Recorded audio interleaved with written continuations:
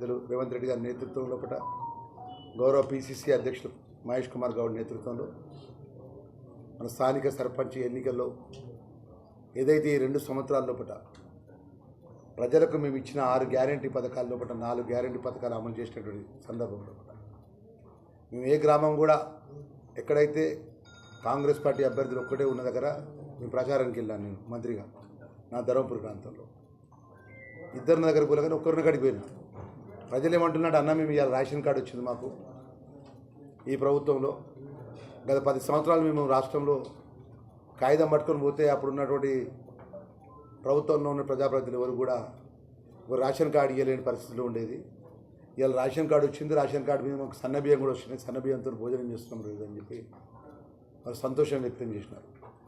ఒక గ్రామానికి వెళ్తే అన్న ఇందిరం ఇల్లు కంప్లీట్ అయిందని 5 లక్షల రూపాయలు నాకు అకౌంట్లో పడ్డాయి, నేను గృహప్రవేశం కూడా చేసిన, మా ఇంటికి వచ్చిపోవాలని ఒక ఇందిరం ఇల్లు లబ్ధిదారులు మేము పోతే మాట్లాడుతున్నాం.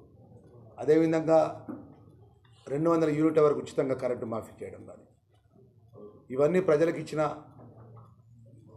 గౌరవ ముఖ్యమంత్రి గారి నేతృత్వంలో ఇచ్చినటువంటి మాటను అమలు చేసి మిగతా 2 గ్యారెంటీ పథకాల లోపల భవిష్యత్తులో మీకు తెలుసు ఈ రాష్ట్రానికి సంబంధించినటువంటి 2014 నుంచి 18 నుంచి 23 వరకు ఈ రాష్ట్రాన్ని పరిపాలించిన వాళ్ళంతా కూడా రాష్ట్ర ఖజానా లూటీ చేసి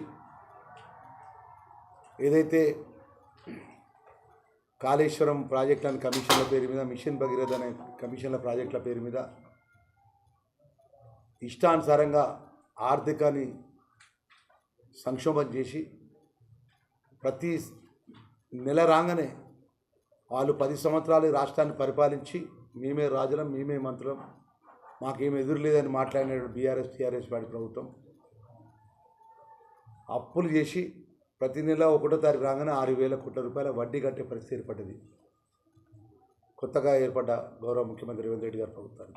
అయినా కూడా ఆర్థిక ఉన్నటువంటి ఇబ్బందులను, సంక్షోభాన్ని గడిలో పెట్టి గౌరవ ముఖ్యమంత్రి గారి నేతృత్వంలో గౌరవ ఆర్థిక శాఖ మంత్రులు బట్టి విక్రమార్క గారు, ప్రభుత్వంలో ఉన్నటువంటి ఎమ్మెల్యేల, మంత్రులం, అధికారులం అందరం సమన్వయం చేసుకొని గౌరవ ముఖ్యమంత్రి గారు ప్రజలకు ఇచ్చిన మాట అమలు చేసి దేశంలో ఎవ్వరు కూడా చేయలేని విధంగా ఏ రాష్ట్ర ముఖ్యమంత్రి కూడా ఒక గెలిచిన 2 సంవత్సరాల లోపట్నే ఇన్ని సంక్షేమ కార్యక్రమాలు అమలుపరిచి ఆర్థికంగా ఒత్తిడున్న, ఆర్థికంగా ప్రతి నెల 1వ తారీఖు వాళ్ళు చేసిన అప్పులకు వడ్డీ కట్టుకుంటూ పేదవాళ్ళకి సంబంధించిన ఒక రేషన్ కార్డు ఇవ్వడం కానీ, ప్రజలకు అర్హత ఉన్న వాళ్ళకి సన్నబియ్యం ఇవ్వడం కానీ, 200 యూనిట్ ఉచితంగా కరెంట్ ఇవ్వడం కానీ, అర్హత ఉన్న వాళ్ళకి ఇందిరమ్మ ఇండ్లు ఒక్కొక్కరికి 5 లక్షల రూపాయలు లబ్ధిదారు వాళ్ళ అకౌంట్లో జమ చేసి నేరుగా ఈ పథకాన్ని అమలుపరుచుకుంటూ మరి అదేవిధంగా బీసీ కేటగరీషన్ విషయంలో కానీ, ఎస్సీ కులగణ విషయంలో కానీ, 42% బీసీల విషయంలో కానీ, ఎస్సీ కులగణ ఏదైతే ఏబిసిడి వర్గీకరణ విషయంలో కానీ ప్రజలకు ఏదైతే మేనిఫెస్టోలో మల్లికార్జున ఖార్గే, రాహుల్ గాంధీ గారు, పిసిసి అధ్యక్షుల రేవంత్ రెడ్డి గారు ఉన్నప్పుడు చేవెళ్ళ ఎస్సీ డిక్లరేషన్ కింద ప్రజలకు ఇచ్చిన మాట, బీసీ డిక్లరేషన్ కింద కామారెడ్డిలో ఇచ్చిన మాట అమలుపరిచి మరి ఈరోజు సంక్షేమ కార్యక్రమం ఒక విధంగా, ప్రజలకు ఇచ్చిన మాట ఒక విధంగా, రైతుల రుణమాఫీ విషయంలో మీకు తెలుసు ఏకకాలంలో 9,000 కోట్ల రూపాయలు, 2 లక్షల రూపాయలు రుణమాఫీ చేయడం జరిగింది. అదేవిధంగా అనేక సంక్షేమ కార్యక్రమాల విషయానికి వస్తే జగిత్యాల జిల్లా విషయానికి వస్తే ఇక్కడ ఉన్నటువంటి ఏదైతే అనేక సంక్షేమ కార్యక్రమం విషయంలో కానీ, జిల్లాకు సంబంధించినటువంటి అనేక ప్రాజెక్టుల విషయంలో కానీ, పెండింగ్ విషయంలో కానీ ప్రత్యేకంగా ముఖ్యమంత్రి గారు ఒక టైం ఇస్తా అని చెప్పాడు. ఇక్కడ రోళ్లవాగు విషయంలో కానీ, మా ధర్మపురంలో నక్కపల్లి రిజర్వాయర్ విషయంలో కానీ, ఇంకా ప్రత్యేకమైన ప్రాజెక్టు విషయంలో కూడా ఇరిగేషన్ మినిస్టర్ గారు ఆయన విధంగా ముఖ్యమంత్రి గారు ప్రత్యేకంగా టైం తీసుకొని మిగిలిపోయినటువంటి ఏదైతే ఇరిగేషన్ పరంగా ప్రత్యేక బడ్జెట్ విడుదల చేసే విధంగా కూడా మన ఆలోచన పరంగా ముందుకు పోతున్న విషయాన్ని మీడియా మిత్రులు మనవి చేసుకుంటూ, ముఖ్యంగా ఈ సర్పంచ్ ఎన్నికల్లో ఇక్కడ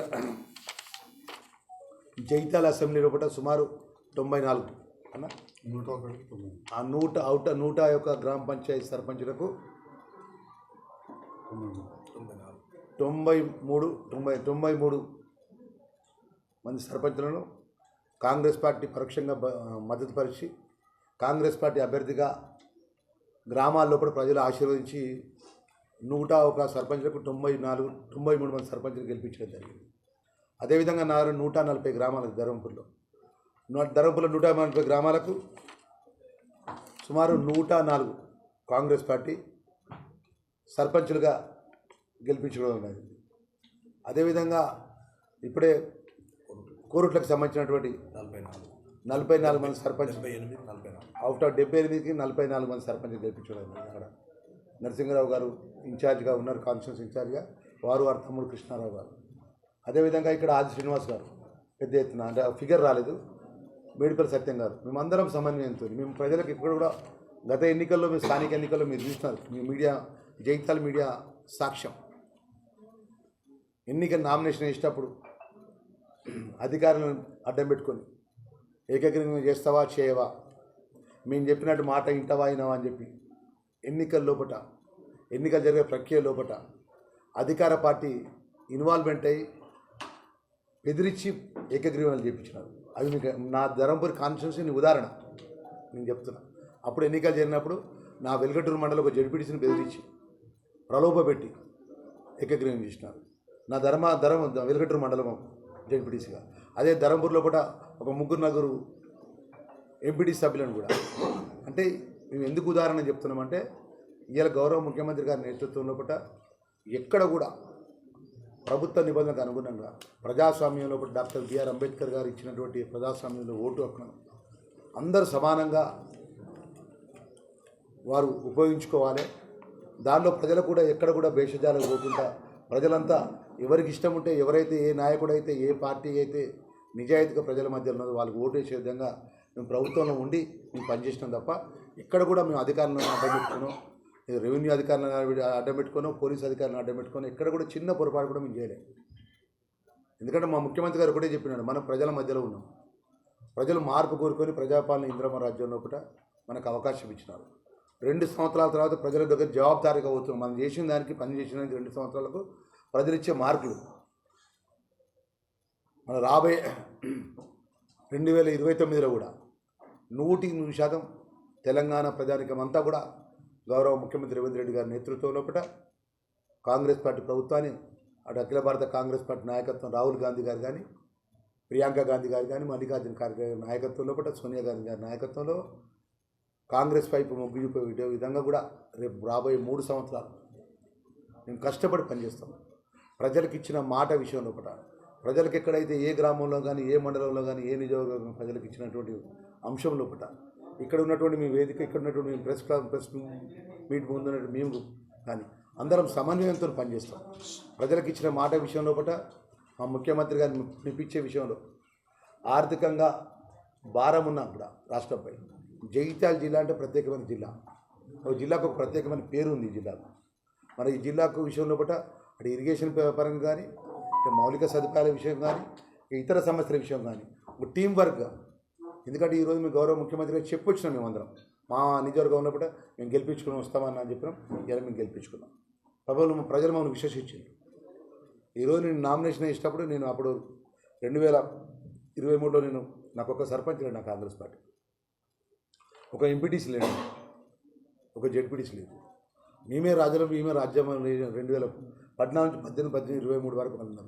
అయినా ఈరోజు 104 మంది సర్పంచులను ఇద్దరి దగ్గర మేము ఓడిపోయిన మీదరు ఎక్కడైతే మండలి హెడ్కోట సర్పంచ్ దగ్గర కూడా ఎట్లా అంటే అనుకోకుండా మా మధ్య సమన్వయంతో తప్ప ప్రజలు ఎక్కడ కూడా మమ్మల్ని విస్మరించలేదు. ఈ 2 సంవత్సరాలు మేము చేసిన పనితీరుకు ప్రజలు జవాబుదారీగా మాకు ఇచ్చిన తీర్పును ఇంకా ఎక్కువ బాధ్యతతో మిగులుతాం. ఎందుకంటే